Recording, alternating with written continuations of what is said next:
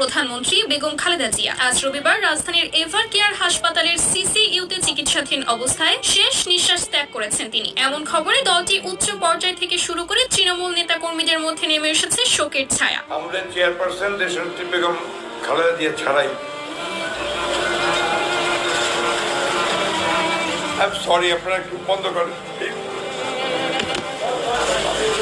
বিস্তারিত মূল ভিডিওতে। গত বৃহস্পতিবার থেকে তার শারীরিক অবস্থার অবনতি ঘটতে থাকলে তাকে দ্রুত এভার কেয়ার হাসপাতালে ভর্তি করা হয়। ব্যক্তিগত চিকিৎসক দলের পাশাপাশি দেশ বিদেশের স্বনামধন্য বিশেষজ্ঞ চিকিৎসকরাও তার অবস্থার উন্নতির জন্য চিকিৎসা সেবা দেন। তবে চিকিৎসার পরও তার শারীরিক অবস্থার কোনো উল্লেখযোগ্য অগ্রগতি দেখা যায়নি। পরবর্তীতে অবস্থার অবনতি হওয়ায় তাকে সিসিইউতে স্থানান্তর করা হয়। এরপর গত শুক্রবার গভীর রাতে তার অবস্থা আশঙ্কাজনক বলে জানান চিকিৎসকরা। এ খবর ছড়িয়ে পড়লে বিএনপির নেতাকর্মীরা হাসপাতালে ভিড় জমাতে শুরু